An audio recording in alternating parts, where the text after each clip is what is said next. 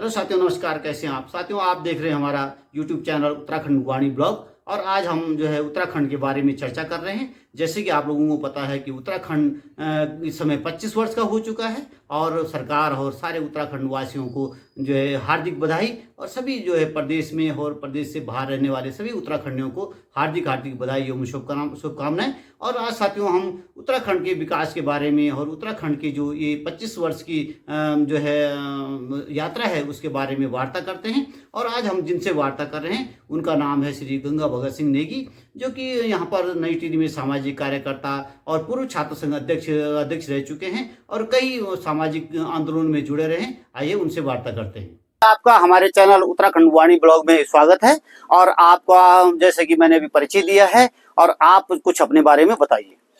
नमस्कार राणा जी, मेरा नाम गंगा भगत सिंह नेगी है और मैं पूर्व छात्र संघ अध्यक्ष रहा हूँ। और पहले तो सभी उत्तराखंड के प्रदेशवासियों को इस रजत जयंती की बहुत बहुत ढेर सारी शुभकामनाएं। तो नेगी जी, जैसे इस समय सरकार इस समय हमारे उत्तराखंड को 25 वर्ष हो चुके हैं और इस समय जो है जैसे कि सिल्वर जुबली या रजत जयंती वर्ष मना रहे हैं।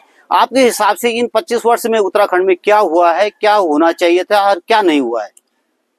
देखो राणा जी, आज का उत्तराखंड एक युवा हो चुका है और बड़ा दुर्भाग्य की बात है कि आज भी वो विकास नहीं हुआ कि जो विकास होना चाहिए थे, जिसके लिए हमारे लोगों ने शहादत दी थी कि भाई अपना उत्तराखंड बनेगा, अपना राज्य बनेगा, अपने जो लोग हैं उनको पहाड़ों से पलायन नहीं करना पड़ेगा और वो यहीं रह के पहाड़ों में रह के अपना रोजगार करेंगे, अपना नौकरी करेंगे और यहाँ का जो जवानी और पानी है वो यहीं के काम आएगी। पर आज कहीं ना कहीं बड़ा दुर्भाग्य की बात है कि उत्तराखंड का जो लोग हैं वो पलायन के लिए मजबूर है।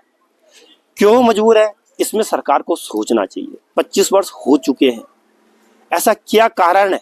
सिर्फ विधानसभाओं में विचार करके ये काम नहीं चलेगा। आपको प्रैक्टिकल होना पड़ेगा, आपको लोगों के बीच में जाना पड़ेगा। देखो मेरे हिसाब से जो सबसे बड़ा कारण है वो, अगर उत्तराखंड कोई जवान हुआ है तो वो भ्रष्टाचार में जवान हुआ है। इसमें कोई मेरी बात को अन्यथा न ले, बुरा ना माने, पर हुआ है वो कहीं ना कहीं दिखता भी है भी। आज सिर्फ नेता लोग, विधायक लोग विधानसभा में जाते हैं, बातें करते हैं, बड़ी बड़ी बातें करते हैं। और बहुत अच्छी बात एक माननीय विधायक जी हैं जो शहजाद जी हैं, उन्होंने सही बोला। उन्होंने कहा आप यहाँ नीचे आके विधानसभा में रह के आप पलायन की बात करो, पहाड़ की बात करो, और खुद आप लोगों के घर तो नीचे ही है।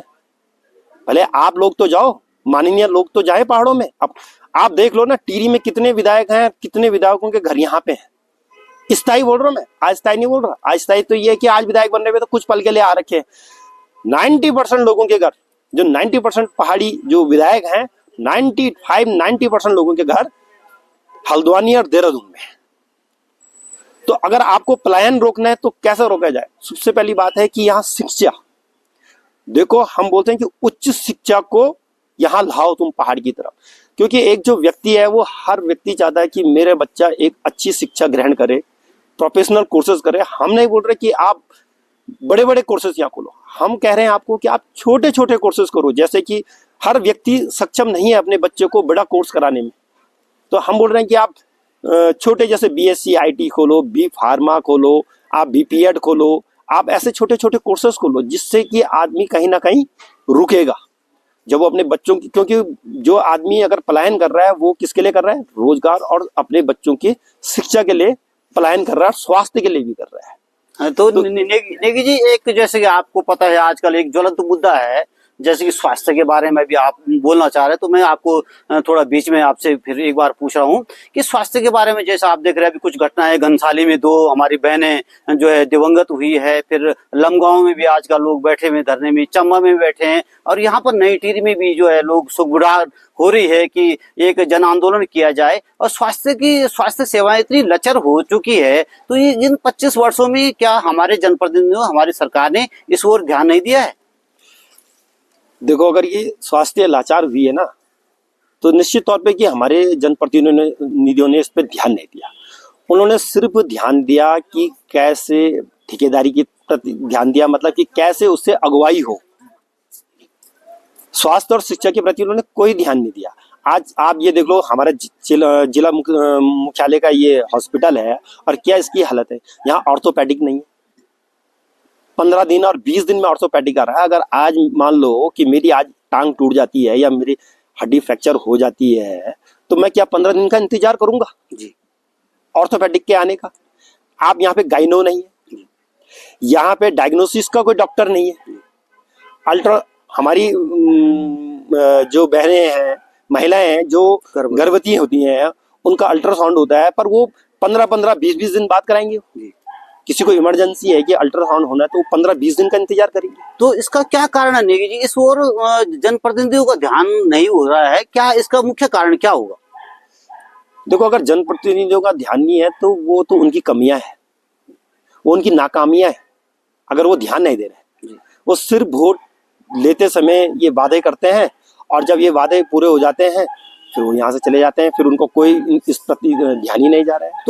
तो नेगी जी, क्योंकि आप एक एडवोकेट अधिवक्ता भी हैं और सामाजिक कार्यकर्ता भी हैं, पूर्व छात्र संघ अध्यक्ष भी रह चुके हैं और कई आंदोलनों में और कई सामाजिक कार्यक्रमों में मैं आपको देखता रहता हूँ। आप जो है यहाँ पर ये मांग, तो आपके हिसाब से, आपके विचार से उत्तराखंड में क्या होना चाहिए? तो इस पे कुछ आप बताइए। देखो, सर्वप्रथम तो जो यहाँ का मूल निवासी है, आप पहले उन लोगों को जो छोटे छोटे जैसे समूह हो गया, आपके चतुर्श्रेणी की कर्मचारी, उनको आप प्राथमिकता दें इसमें।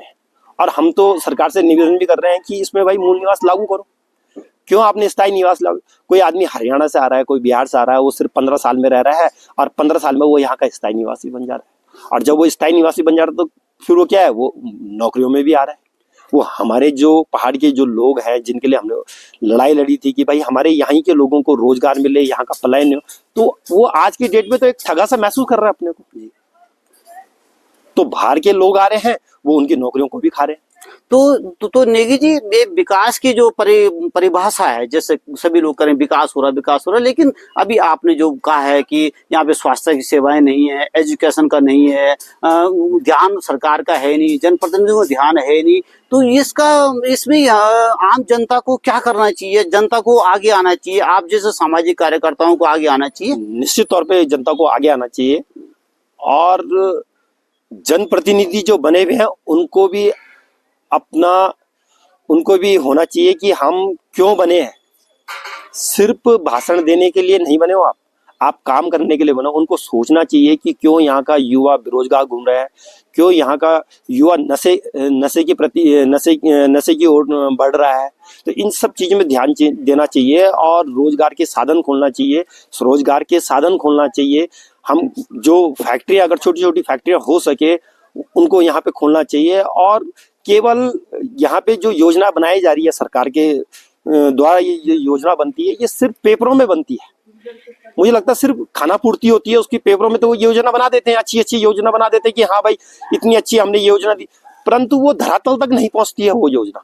और उसमें कहीं ना कहीं कमी किसकी है? सरकार की है, सरकार के लोगों की है, जो जनप्रतिनिधि हैं हमारे, उन लोगों की इसमें कमी है कि वो क्यों धरातल तक नहीं पहुंच रही है। केवल पेपर वर्क हो रहा है, धरातल में कहीं नहीं है वो योजनाएं कि इतना आपको हमने उसमें हमने ये सुविधाएं दी हैं, पर वो सुविधाएं धरातल में नहीं है, कहीं केवल पेपर वर्क में हो। निखिल जी, उत्तराखंड के विकास में 25 वर्ष में हम यदि आपसे अब कुछ समय कम है, आपसे ये पूछना चाहे कि उत्तराखंड के जो विकास में आप आज उत्तराखंड को कहाँ देखते हैं और आने वाले समय में इस पे क्या किया जाए?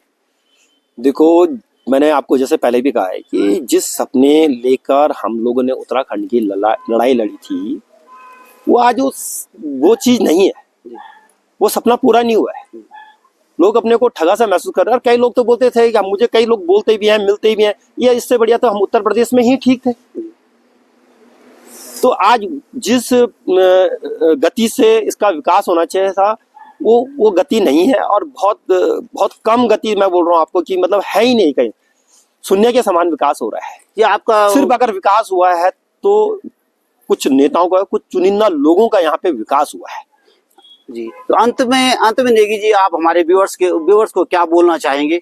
मैं आपको बहुत बहुत धन्यवाद करना चाहता हूँ, आपकी जो ये चैनल है, और शुभकामनाएं देता हूँ आपको भविष्य के लिए। और आप बहुत अच्छी जो बातें, अच्छी मांगे उत्तराखंड के बारे में, जो आप मुद्दे जो उठा रहे हैं अपने चैनल के थ्रू, ये बहुत बहुत बधाई के पात्र हो आप। और इन्हीं सब चीज़ों को लेके मैं आपको बहुत बहुत शुभकामनाएं देता हूँ। जी, धन्यवाद नेगी जी।